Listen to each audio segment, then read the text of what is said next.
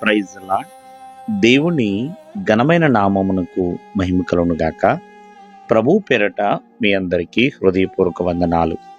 ఈ ఉదయకాలము దేవుని వాక్యాన్ని విందాం. కొరింథీయులకు రాసిన 2వ పత్రిక 8వ అధ్యాయము 21వ వచనము. ఏలయనగా ప్రభువు దృష్టియందు మాత్రమే గాక మనుష్యుల దృష్టియందును యోగ్యమైన వాటిని గూర్చి శ్రద్ధగా ఆలోచించుకొనుచున్నాము. దేవుని వాక్యము మనకి ఉదయకాలమందు ఏం తెలియజేస్తుందంటే, కేవలము దేవుని దృష్టికే కాదు, మనుష్యుల దృష్టి యందు కూడా యోగ్యమైన వాటి యందు మేము శ్రద్ధగా ఆలోచిస్తున్నాము అని భక్తుడు అయిన పౌలు తెలియజేస్తున్నాడు.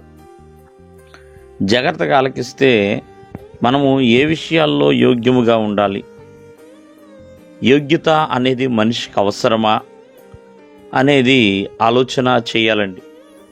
ప్రియమైన వాళ్ళారా, బైబిల్ గ్రంథం సెలవిస్తుంది, యోగ్యురాలు తన పెనిమిటికి కిరీటము అని.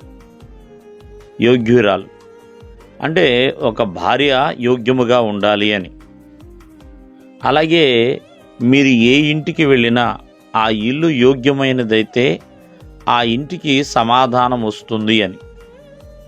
ఇల్లు అనేది కూడా యోగ్యముగా ఉండాలి అని దేవుని యొక్క వాక్యం సెలవిస్తుంది. ప్రేమైన వల్లరా, అటువలే విధేయత చూపించే విషయంలో కూడా యోగ్యముగా ఉండాలి.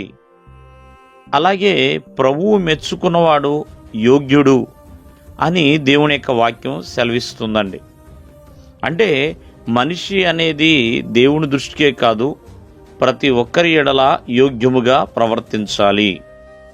నడతలో కానీ, మాటలో కానీ, మనస్సు విషయంలో కానీ యోగ్యముగా నడుచుకోవాలి. ఉదాహరణగా చెప్పాలి అంటే ప్రవర్తన విషయంలో యోగ్యముగా ఉండాలి.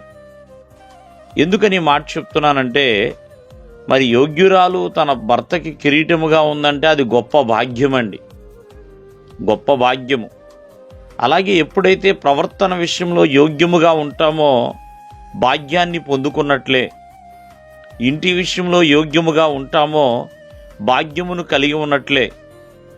ఒక నీ నడత ప్రియమైన వల్లరా మరి ఏ స్థాయికైనా తీసుకువెళ్ళొచ్చేమో. నడతలో యోగ్యముగా ఉంటే ఎంతో భాగ్యాన్ని సంపాదించుకున్నట్లే. కావున యోగ్యము మహాభాగ్యము అనే విషయాన్ని మరవకూడదు ప్రియమైన వల్లరా.